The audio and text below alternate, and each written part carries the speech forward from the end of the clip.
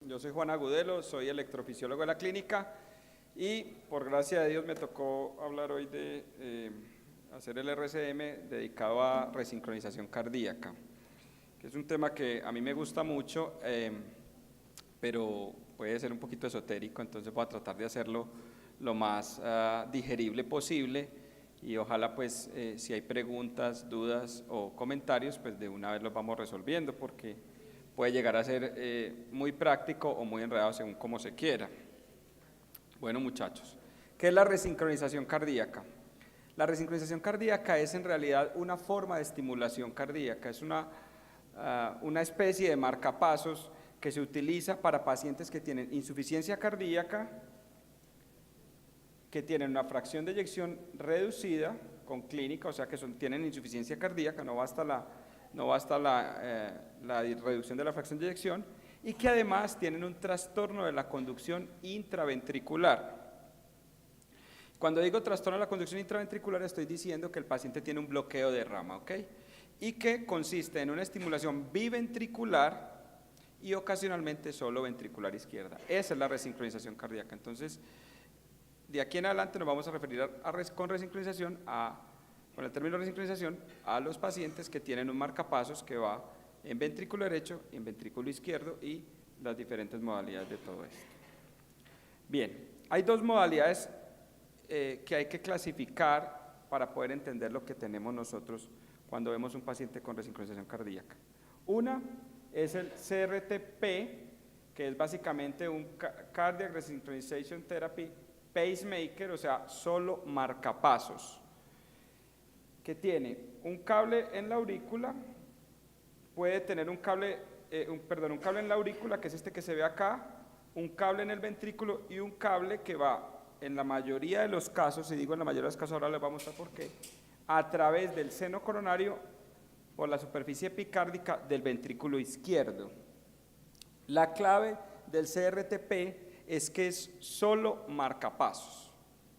O sea, si el paciente presenta un evento, una arritmia ventricular que pone en peligro su vida, el aparato simplemente no hace nada, o sea, lo deja tirado. No, mentira, simplemente lo va a estimular en caso de bradicardia. No tiene nada que ver con las taquicardias ventriculares que pueda hacer el paciente. El que tiene CRTD, Cardiac Resynchronization Therapy, defibrillator, tiene además función de desfibrilador. Fíjense que en la radiografía lo que ustedes van a ver es lo mismo, es decir, un electrodo de ventrículo, un electrodo de aurícula y un electrodo de seno coronario, con la diferencia que el electrodo de ventrículo es mucho más grueso porque tiene una bobina de desfibrilación. Entonces, este dispositivo tiene la capacidad de tratar tanto la bradicardia como la taquicardia. ¿Por qué hago esta distinción? Porque muchas veces la gente se confunde y dice, ay, entonces esto le va a dar terapias antitaquicardia. La respuesta es no. ¿Esto le va a prevenir muerte súbita? La respuesta es no. Entonces hay que hacer esta distinción para saber frente a qué estamos protegiendo al paciente. Y esto es importante porque concomitante con la indicación de resincronización cardíaca, la mayoría de pacientes tienen indicación de prevención de muerte súbita. La mayoría.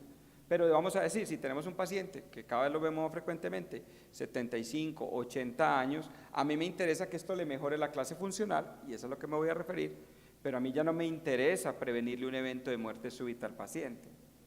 ¿Por qué? Porque ese paciente tiene una sobrevida que ya ha superado la expectativa y un evento de muerte súbita no nos va o no lo vamos a poder cambiar. Entonces nosotros podemos poner un resincronizador o un CRTP solamente para mejorar clase funcional y no vamos a impactar el riesgo de muerte súbita. ¿Okay? En pacientes jóvenes vamos a tener el impacto en la falla cardíaca, que ya les voy a explicar, y vamos a prevenir la muerte súbita. Entonces esto funciona como un desfibrilador y además es resincronizador. Nosotros aquí en la clínica tenemos digamos el argot estandarizado, si decimos resincronizador, decimos que solamente tiene terapia antibradicardia, y si decimos cardioresincronizador, estamos diciendo que tiene un desfibrilador más resincronizador, o sea que tiene terapia para prevenir muerte súbita y terapia de resincronización cardíaca, ¿ok? Bien, entonces hay que hacer una definición de qué es la disincronía, ¿Por qué esto funciona? ¿De dónde salen todas estas ideas de poner un electrodo en la derecha y otro en la izquierda? Estos estudios, que fueron los primeros que salieron de medicina nuclear, demostraban cómo cuando el paciente no tiene bloqueo de rama, tanto la pared septal como la pared lateral se contraen al tiempo, y eso hace que la contracción sea efectiva, ¿ok? Pero cuando el paciente tiene un bloqueo de rama, miren lo que sucede. Miren la pared septal y miren la pared lateral. Y fíjense en las curvas cómo son de diferentes. ¿Por qué? Porque esta pared se activa de manera tardía. Entonces, primero se contrae la pared septal y luego la pared lateral, con lo cual la contracción obviamente es mucho menos efectiva. Si yo en vez de hacer esto, hago esto, la capacidad para eyectar sangre disminuye notablemente. Entonces decimos que las paredes lateral y septal están disincrónicas, es decir, la activación eléctrica está descoordinada y eso disminuye la eficiencia de la bomba, ¿ok? Casi el 30% de los pacientes, que ustedes ven con insuficiencia cardíaca tienen disincronía. ¿Y cuál es la manifestación central? Podemos hablar de muchas formas de evaluar disincronía, pero desde el punto de vista práctico, la manifestación más importante de la disincronía es el bloqueo de rama. Si tú tienes un bloqueo de rama, estás disincrónico desde el punto de vista eléctrico. También hay criterios ecocardiográficos, pero no los vamos a considerar porque clínicamente no tienen mayor relevancia hoy día. ¿Cuáles son los efectos fisiopatológicos de la disincronía? Son múltiples. Lo primero es que la contracción eléctrica asincrónica hace que sea descoordinada y lo primero es que se reduce la función de bomba. La bomba es menos eficiente porque las paredes simplemente no se contraen al tiempo. Eso hace que la curva de presión-volumen se vaya hacia la derecha, eso a su vez genera una dilatación del ventrículo, eso a su vez genera hipertrofia porque la bomba es menos eficiente, tiene que hacer más trabajo, y esa hipertrofia es asimétrica. Y eso va a generar cambios, incrementando el estrés de la pared, va a disminuir, va a aumentar o va a hacer más larga la conducción, va a hacer que la conducción demore más, y eso tiene cambios incluso a nivel molecular, lo cual a su vez reduce la función de bomba. Fuera de eso, esto va a generar una activación neuromoral que es típica de los pacientes con falla. Si ustedes recuerdan, los pacientes con falla cardíaca se sostienen porque tienen un tono adrenérgico alto y ese tono adrenérgico alto se ve empeorado cuando la función de bomba se disminuye. Entonces fíjese que esto se convierte en un círculo vicioso en el cual el paciente cada vez va empeorando su función de bomba y cada vez estos cambios van siendo más marcados. ¿Ok? Bien. Cuando uno pone un resincronizador, es decir, cuando pone un electrodo a trabajar en el ventrículo derecho y otro en el ventrículo izquierdo, está haciendo inotropía, está mejorando la función de bomba. Pero curiosamente, esta es la única terapia inotrópica, la resincronización cardíaca es la única terapia inotrópica que es capaz de aumentar la función cardíaca y disminuir el consumo energético del corazón. Fíjense el consumo en pacientes que van a resincronización cardíaca y en pacientes a los que se les pone como ejemplo dobutamina. Entonces, es una terapia inotrópica, pero es tal vez es la única terapia inotrópica que mejora el consumo de oxígeno. Las demás terapias inotrópicas aumentan el consumo de oxígeno y en el mediano y largo plazo son deletéreas para el paciente. Este artículo, que es el de Strauss, es muy interesante porque nos da luces acerca de la fisiopatología del bloqueo de rama.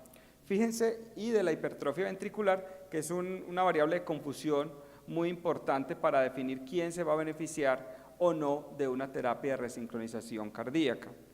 Fíjense lo que sucede cuando la conducción es normal. Por aquí tengo la rama derecha y por aquí viene la rama izquierda. Básicamente, si yo tengo ambas ramas funcionando, mi QRS va a ser estrecho y la activación del ventrículo izquierdo, que es obviamente la más importante, se va a hacer del endocardio al epicardio. Pero si yo tengo hipertrofia o si tengo un bloqueo de rama izquierda, la activación del ventrículo izquierdo termina siendo epicárdica. ¿Por qué? Porque viene por la rama derecha y tiene que atravesar toda esta pared para contraer todo el ventrículo izquierdo, con lo cual demora mucho más. Fíjense que los tiempos de activación aquí, a este punto son 40 milisegundos, aquí 40 en términos normales y hasta aquí 80, pero si yo tengo que atravesar desde el epicardio, estoy en el endocardio del ventrículo derecho, pero esto pues obviamente es el otro lado, es el epicardio del ventrículo izquierdo, yo tengo que atravesar toda esta pared y para llegar a la pared lateral y la pared posterior, yo me demoro mucho más tiempo. Y eso se va a ver en términos electrocardiográficos como un QRS ancho. Entonces, fíjense que esta demora la voy a ver yo como un QRS más amplio. Y eso es importante. La hipertrofia ventricular izquierda, que es otro punto que deberíamos considerar, también es un factor que puede ensanchar el QRS sin tener necesariamente bloqueo de rama, y esa es la importancia de utilizar los criterios de Strauss para hablar de resincronización cardíaca. No quiero hacer mucha profundidad en esto porque son detalles, pero sí es muy importante desde el punto de vista fisiopatológico darnos cuenta del efecto de que una de las ramas no esté funcionando. Fíjense que el electro, aquí no se alcanza a ver muy bien, pero una de las claves para hablar de bloqueo de rama izquierda es el cambio en el eje, cómo el paciente tiene este eje cuando está con un QRS estrecho y cómo cambia notablemente el eje cuando el paciente desarrolla un bloqueo de rama izquierda. Y es que la dirección del vector tiene que cambiar. Y esto es importante decirlo porque a veces los pacientes que tienen hipertrofia ventricular izquierda pueden ensanchar ligeramente el QRS sin tener verdaderamente un bloqueo de rama izquierda. Y ese ensanchamiento del QRS sin tener bloqueo de rama izquierda nos hace pensar que ese paciente es candidato a resincronización cardíaca y la respuesta no va a ser la misma. El punto central para decidir o para hacer que un paciente responda a la resincronización es que tenga verdaderamente un bloqueo de rama izquierda. Y esos criterios son básicamente cambio en el eje y melladura, y deberíamos propender por un QRS más ancho. Acuérdense que el concepto central para hablar de disincronía es QRS muy anchos. Entre más ancho el QRS, más probabilidades tiene de que yo con un aparato le pueda corregir esa disincronía. Y Strauss propone, este es el artículo clásico, que 140 milisegundos debería ser el punto mínimo para decir que el paciente se va a beneficiar, y estos son los otros criterios que son melladura y QS y ORS en B1 y B2. ¿Cómo empezó este rollo de la resincronización cardíaca? Desde 1925, no me acuerdo el nombre del autor, pero ya se sabía que la estimulación que venía de otro lado del ventrículo, que no era el fisiológico, o sea, la estimulación que se hacía por fuera del sistema de His-Purkinje, tenía un efecto negativo sobre la contractilidad. Después, cuando llegaron los marcapasos en los 50, se empezó a ver que obviamente esos pacientes mejoraban en términos de síncopes, mejoraban en términos de mortalidad, pero se empezaba a ver que algunos de esos pacientes empeoraban la eficiencia de la contracción, o sea, disminuían la contractilidad como efecto de una estimulación que es a todas luces anormal. Entonces, como hacia 1990 más o menos, por allá en Francia empezaron a decir, bueno, ¿y qué pasa si yo empiezo a estimular a este paciente de diferentes partes? Y los primeros estudios, esta es tal vez la primera publicación, ponían un electrodo epicárdico en el ventrículo izquierdo, un electrodo endocárdico en el ventrículo derecho, un electrodo a través del seno coronario, pero que lo orientaban hacia la aurícula y estimulaba la aurícula izquierda, y un electrodo clásico en la aurícula derecha, y le ponían básicamente unos conectores en Y diseñados para eso, y estimulaban las 4 cámaras. Y cuando estimulaban las 4 cámaras, se daban cuenta que el gasto cardíaco, que fue lo primero que midieron, mejoraba significativamente con respecto a las condiciones basales. Miren el gasto cardíaco basal y luego el gasto cardíaco cuando estimulaban las 4 cámaras. Y empezaron a trabajar en la estimulación. Esto era lo que se hacía clásicamente, o sea, primero el ventrículo derecho, y empezaron a trabajar en la estimulación de las 2 cámaras y se dieron cuenta que eso tenía efectos benéficos sobre la fracción de eyección. Este es el primer estudio, que es el MUSTIC, que eran 67 pacientes, a todos les pusieron un electrodo en el seno coronario, un electrodo en el ventrículo derecho. Cuando digo seno coronario es ventrículo izquierdo, otro en el ventrículo derecho y otro en la aurícula. A uno les dejaban apagados el lado el izquierdo y luego a los otros y cambiaban de lado. Es decir, primero apagaban en un grupo el ventrículo izquierdo, lo dejaban como 3 meses y luego cambiaban de grupo. Los que tenían el aparato inactivo lo prendían y los otros lo apagaban para aumentar pues la cantidad de pacientes. Y se dieron cuenta que la distancia caminada mejoraba notablemente cuando le activaban el electrodo de ventrículo izquierdo a los pacientes comparado con los que no lo tenían activo, y cuando lo apagaban pues obviamente disminuía la distancia caminada, y en los que lo terminaban prendiendo al final también mejoraba. Y obviamente esto tenía implicaciones positivas en la calidad de vida de los pacientes, y así arrancó la resincronización cardíaca. Hubo muchos más ensayos, el Miracle ACD, el CARE, el Reverse, el RAFT, pero en resumidas cuentas, incluso llegaron a demostrar en este metaanálisis que el uso de la resincronización cardíaca impactaba positivamente la mortalidad por todas las causas. Sumando los estudios, el hazard ratio para la mortalidad era 0.66, es decir, disminuía en un 33% la mortalidad el uso del resincronizador cardíaco. Y también disminuía las hospitalizaciones por falla cardíaca. Y con base en esta evidencia fue que dijeron, bueno, a los pacientes con falla cardíaca que tengan bloqueo de rama, o sea, que tengan disincronía eléctrica, hay que ponerles un resincronizador cardíaco. Bueno, y la pregunta es, ¿a partir de qué QRS? Y fíjense una cosa muy interesante, y es que entre más ancho el QRS, más efectiva es la resincronización cardíaca. Miren el hazard ratio, y miren que cuando llego a 120 ya no se impacta la mortalidad. Por eso es que nosotros decimos, ¿cuánto tiene QRS? Hombre, tiene 150, ok, la terapia le va a servir. Tiene 120, el resincronizador no le va a servir. Entonces, el punto central es el ancho del QRS. Y ese es uno de los mensajes que ustedes tienen que llevar para la casa. La resincronización sirve más en la medida en que el QRS sea más ancho, ¿ok? Lo mismo con la remodelación cardíaca. Entonces, ¿en quién tenemos que considerar la terapia de resincronización cardíaca? ¿A qué paciente le va a funcionar un resincronizador cardíaco?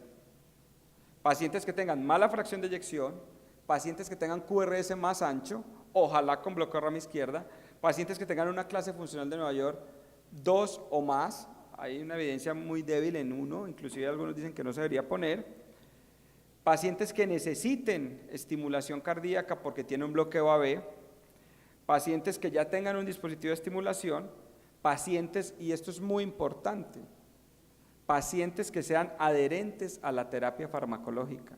Y la razón fundamental de esto es que la resincronización cardíaca funciona en pacientes que se adhieren a los medicamentos, porque todos los ensayos que demostraron cambios en la mortalidad estaban hechos en pacientes que ya recibían tratamiento óptimo de falla cardíaca. Por eso es que la mayoría de nuestros pacientes van primero ante la doctora Catalina o van a la clínica de falla cardíaca, y cuando la clínica de falla cardíaca ha optimizado ese tratamiento, nosotros intervenimos al paciente. No tiene sentido llevar a un paciente a terapia de resincronización cardíaca si no recibe la terapia médica óptima. Lo otro es que el paciente tiene que tener un seguimiento apropiado que pueda venir a que lo sigamos, y lo otro son las comorbilidades. Dependiendo de las comorbilidades, puede que el paciente tenga o no beneficio en la terapia. Y eso también es importante considerarlo, sobre todo cuando esas comorbilidades le disminuyen la expectativa de vida al paciente. Bien. Por eso, el momento apropiado para un resincronizador no es aquí al principio. Y en esto Álvaro y los demás saben que lo primero que hay que ponerle es diurético, luego IECA, luego betabloqueador, luego preguntar cómo sigue la clase funcional, luego mirar si la fracción de eyección está bajita, luego mirar cómo sigue el ritmo sinusal. Y por aquí abajo, fíjense, por aquí abajo entramos nosotros. Nosotros no llegamos al principio del algoritmo, nosotros llegamos al final, cuando todos los demás ya han hecho su parte. Entonces hay que pensar en la terapia de resincronización cuando la terapia médica ya ha sido escalada hasta donde fue posible. Y fíjense que esto es muy importante.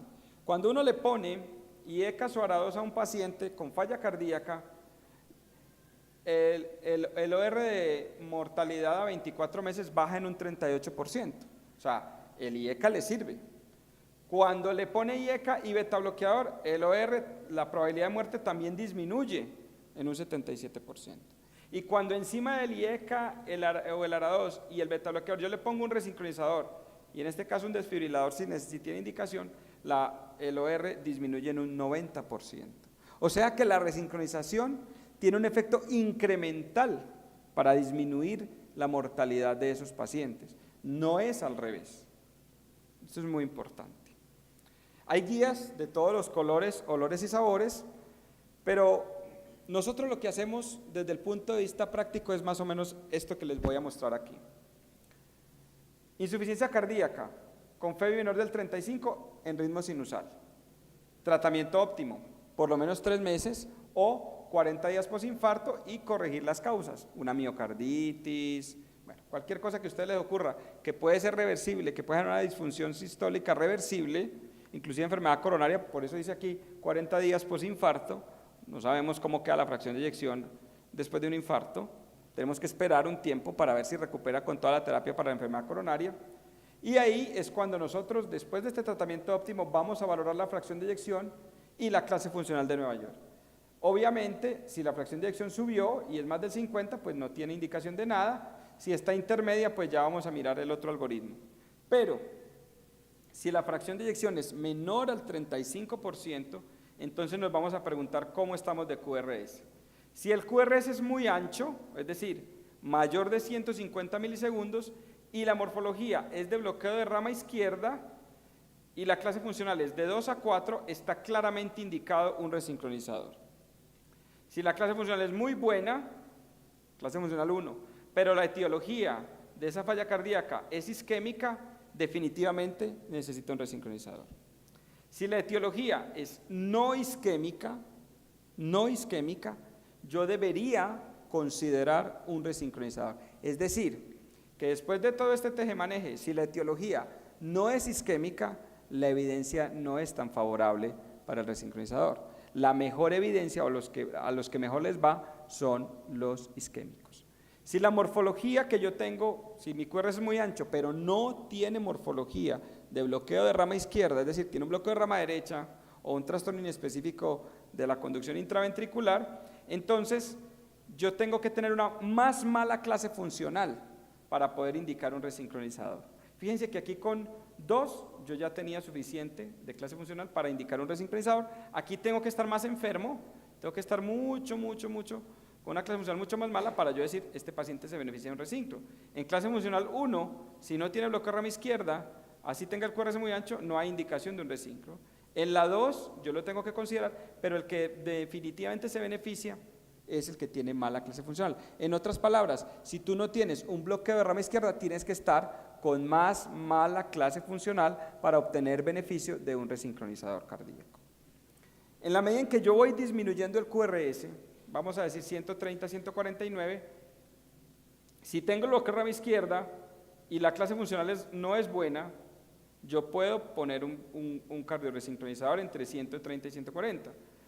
Si no tengo bloqueo de rama izquierda y el QRS no es tan ancho, tengo que estar todavía muy enfermo para considerarlo, no para ponerlo y no para pensar si lo voy a poner o no, dependiendo de la respuesta. Y definitivamente el que tiene menos de 130 no tiene beneficio en la resincronización cardíaca. En resumidas cuentas, entre más ancho, mejor. Entre más bloqueo de rama izquierda, mejor. Y entre más mala clase funcional, mejor. Ese es el resumen del algoritmo, ¿sí o qué? Entre más ancho, mejor. Entre más bloqueo de rama izquierda, mejor. Y entre más mala clase funcional, mejor. ¿Sí o qué? Fácil. Bien. ¿Qué pasa con los que tienen una fracción de eyección intermedia? Este no tiene 35, pero tiene 42. Entonces yo tengo que hacer otras preguntas para saber si ese paciente necesita o no una terapia de resincronización cardíaca. La primera es, ¿este paciente necesita un marcapasos? Vamos a decir, el paciente tiene 45 de eyección, pero tiene un bloqueo AB completo. Ese paciente necesita un marcapasos y va a tener una estimulación esperada superior al 40%. Para efectos prácticos, ¿y usted cómo hace para adivinar que ese paciente va a tener más de 40% de estimulación en el futuro? Hombre, la respuesta es, si usted piensa que si el paciente tiene un bloqueo completo, que frecuentemente los vemos, probablemente ese paciente va a tener estimulación durante más del 40% del tiempo. O hace un 2 por 1, pues también va a tener un porcentaje de estimulación muy alto. Si usted dice, está entre 35 y 50 y necesita estas cosas, pues de una vez resincronizador. Si esto no es cierto, pero el paciente no tiene falla cardíaca, pues obviamente no necesita, pero si tiene clínica de falla cardíaca, pues entonces lo voy a tratar óptimamente y vamos a ver qué sucede con el QRS, el bloqueo de rama izquierda y la clase funcional 3-4. Si tiene estas tres, pues yo voy a considerarlo, si no las tiene, pues no lo considero. Y cuando este tratamiento está descartado, entonces yo revaloro la fracción de eyección y vuelvo a repartir. Barajo las cartas y vuelvo a repartir. Mala fracción de eyección, criterios estándar, que es el algoritmo pasado, y más de 50% no voy a necesitar nada. En resumidas cuentas, cuando mi fracción de eyección es intermedia, si necesito un marcapasos, de una vez le defino resincronización cardíaca, y si la fracción de eyección está entre 30 y 50, pero no necesita marcapasos, yo tengo que optimizar el tratamiento y volver a valorar al paciente. Por eso hay pacientes que teniendo más de 35 de eyección, terminan con un resincronizador cardíaco. En fibrilación auricular, si tiene mala fracción de eyección, pero está en FA, lo anterior era en pacientes en sinusal, pues de una vez yo tengo que hacer ablación del nodo AB y terapia de resincronización cardíaca, que es una cosa que hace mucho tiempo estaba medio satanizada, hoy día sabemos que les va muy bien, y ablación de GIS y resincronizador y funciona de la mejor manera. Miramos QRS, si el QRS con fibrilación auricular era ancho, pues terapia de resincronización cardíaca y miramos después si hace falta hacer una ablación de GIS para que el paciente mejore o no. Y con el QRS estrecho, pues miramos a ver si somos capaces de manejarlo sin ablación y sin terapia de resincronización, pero si no somos capaces de controlar el ritmo cardíaco o tiene descargas inapropiadas, que es un evento frecuente cuando tienen además desfibrilador, yo tengo que llevar el paciente a ablación de GIS y resincronizador cardíaco. Bien, entonces la pregunta es ¿qué? ¿Le ponemos un desfibrilador con resincronizador o solo un resincronizador? Esa pregunta es clave. ¿En quién vamos a preferir el resincronizador solito? Es decir, ¿a quién no le vamos a hacer concomitantemente estrategias de prevención de muerte súbita? Pacientes muy ancianos, pacientes que no son isquémicos, pacientes que no estén muy dilatados, pacientes que no tengan fibrosis, pacientes muy enfermos o que tengan un riesgo de infección porque el aparato es más grande y los cables más gruesos, y pacientes en general mucho más débiles o con más comorbilidades. En estos vamos a decir que la terapia de resincronización es suficiente. Señor de 80 años, señor que tiene además una falla renal, que tiene una cardiopatía dilatada de origen no isquémico, que además tiene una artritis reumatoidea y que tiene un QRS muy ancho y tiene una muy mala clase funcional. Hombre, a este paciente yo le pongo resincronizador, el paciente se va a sentir mejor, va a mejorar la clase funcional, va a poder hacer sus actividades, pero si el paciente presenta un evento de muerte súbita, chao. El aparato no le va a ayudar, pero en términos de capacidad funcional va a ser muy efectivo. Y eso es muy válido porque tenemos pacientes cada vez más enfermos, cada vez con más comorbilidades en los cuales simplemente mejorar la clase funcional ya es un éxito. Si por el contrario el paciente es joven, el paciente tiene enfermedad coronaria, el paciente está muy dilatado, el paciente tiene fibrosis, yo creo que ese paciente va a tener un riesgo más alto de muerte súbita. Y además del resincronizador que le va a mejorar la clase funcional, la capacidad de ejercicio y la mortalidad, yo le voy a poner un desfibrilador por si hace un evento de muerte súbita, yo pueda abortar ese evento con la terapia de desfibrilación. El efecto sobre la mortalidad es muy positivo y pues hay diferentes técnicas para ponerlo, que es lo que les voy a contar rápidamente. Esto no es una charla técnica, esto no es para electrofisiólogos y esto es muy tedioso. Yo simplemente les voy a decir que lo que hay que hacer es canular el seno coronario, es la técnica estándar con una venografía. Luego avanzamos un electrodo navegando a través del seno coronario y el seno coronario es una estructura epicárdica. Entonces, si yo navego por las venas, yo puedo llegar hasta la pared lateral y abrazar el corazón y puedo poner los electrodos, el ventrículo derecho y el ventrículo izquierdo y los puedo poner a trabajar juntos. Y eso es básicamente lo que voy a hacer. Esta es una venografía, esta es la anatomía del seno coronario en oblicua izquierda, allá en la sala de hemodinámica, y esta es en oblicua derecha. En oblicua izquierda a mí me gusta debería ponerlo básicamente en este lado y es en la pared lateral del ventrículo izquierdo. ¿Por qué? Y esto también es importante para los médicos no electrofisiólogos, porque entre más distancia, piensen en esto que es lógico, haya entre mi electrodo nuevo, que lo voy a poner por acá, de seno coronario, y mi electrodo ventrículo derecho, más masa ventricular voy a abrazar y voy a poder estimular con mi dispositivo.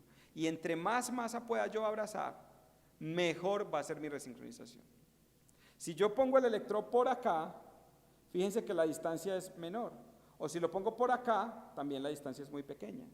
Si yo lo pongo acá a este lado, ahora otro rollo es ponerlo, pero si yo lo pongo aquí a este lado, voy a tener una distancia muy importante entre el electrodo derecho y el electrodo izquierdo. Y entre más masa yo pueda abrazar, yo puedo hacer que sea una contracción más sincrónica. Por eso también le dicen a uno que debería quedar por aquí en posición basal, porque el otro electrodo va a estar por acá, entonces más distancia. El truco es, póngalo tan lejos como pueda. Entre más lejos esté un electrodo del otro, mejor le va a ir a ese paciente.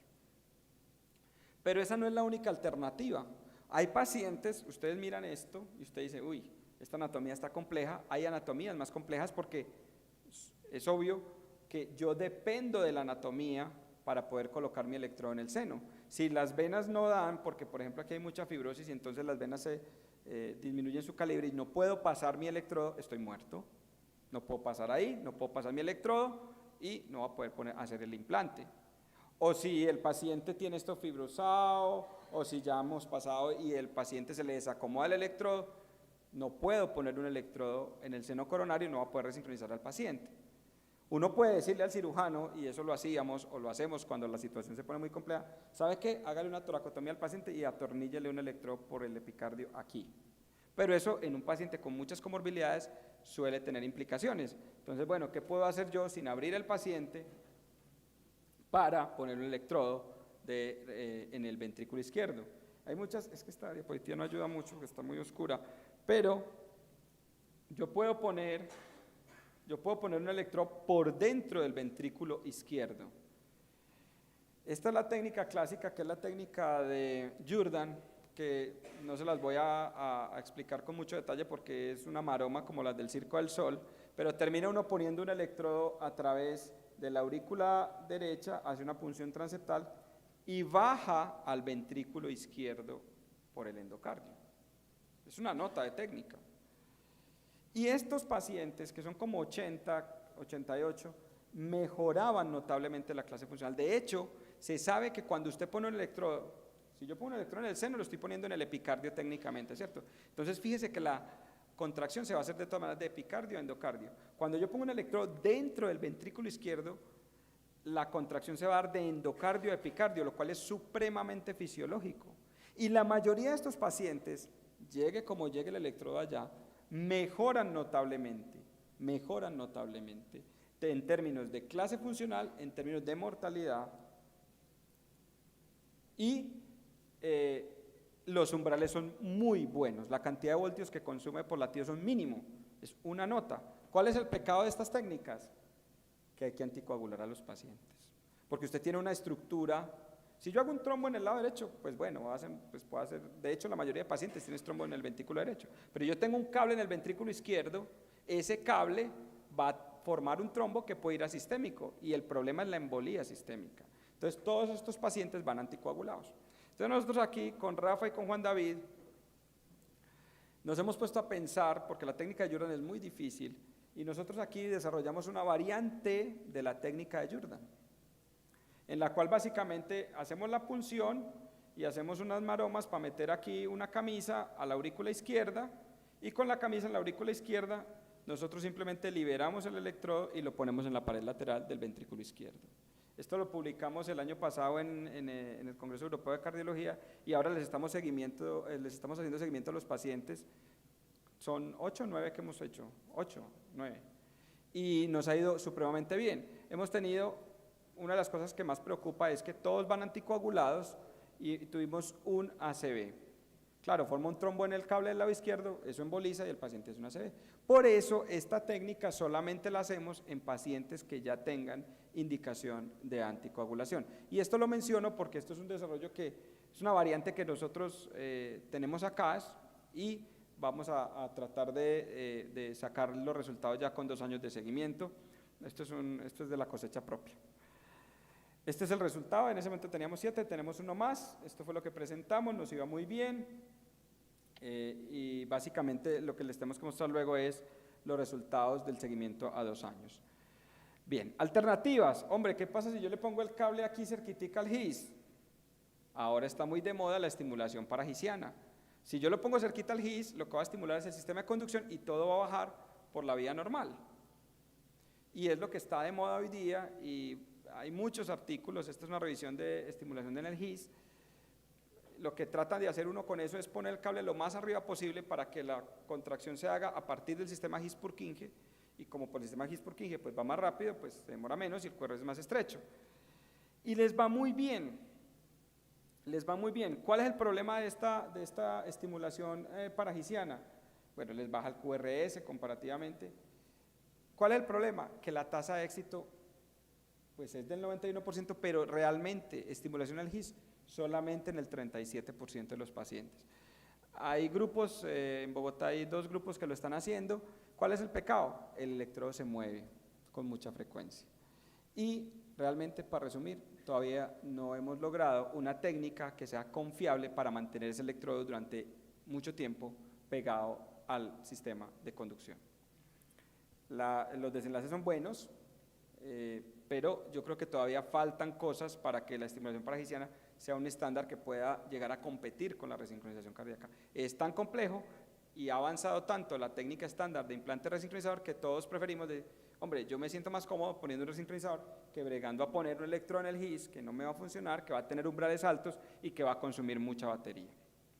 Cosas más esotéricas como el Select LV, que es básicamente la resincronización de una manera inalámbrica, y es básicamente un aparato muy complejo, pero estamos hablando ya del futuro, y es, yo pongo un electrodo en el ventrículo derecho, en la aurícula derecha, y pongo un dispositivo pequeñito, lo pongo aquí en el endocardio, pequeñito, para que no embolice, para que no forme trombo, y por fuera le pongo otra batería que transmite vía ultrasonido la energía a este electrodo inalámbrico y logra contraer el ventrículo izquierdo. Es muy bacano, la idea es muy buena, porque esto es inalámbrico, entonces el riesgo de trombo en el lado izquierdo es mínimo, pero tengo que poner este aparatote con este transmisor acá para poder que esto se contraiga, y digamos que esto tiene futuro, pero todavía no es un estándar, pero yo creo que para allá vamos. Esta es la última diapositiva. Quiero concluir diciendo que la resincronización cardíaca es una terapia definitiva que impacta tanto calidad de vida, capacidad funcional, disminuye hospitalizaciones y mejora sobrevida de los pacientes. Las indicaciones se basan en 4 criterios, que es lo que ustedes tienen que recordar. Síntomas de falla cardíaca, o sea, clase funcional superior a 1, QRS ancho, entre más ancho mejor, entre más bloqueo de rama izquierda mejor, y en pacientes que requieran estimulación cardíaca es importante considerarlo. La mayoría de pacientes se implantan por vía seno coronario, pero no es la única forma de implantarlo. Podemos ponerlo por vía endocárdica y también, eventualmente, por vía epicárdica. Pero lo más importante para que esto funcione, para que al paciente le sirva, es que haya una muy buena interacción entre el cardiólogo clínico y el electrofisiólogo. Yo soy el médico que lo instala, pero el médico que lo sigue, el que va a hacer que el paciente esté mejor, el que lo va a tener en la consulta, es el cardiólogo clínico o el cardiólogo de la clínica de falla cardíaca. Por eso todos nuestros pacientes que tienen dispositivos como este van a una clínica de falla cardíaca, y la no asistencia a una clínica de falla cardíaca se constituye de hecho en una contraindicación relativa para este tipo de terapias. Les agradezco mucho.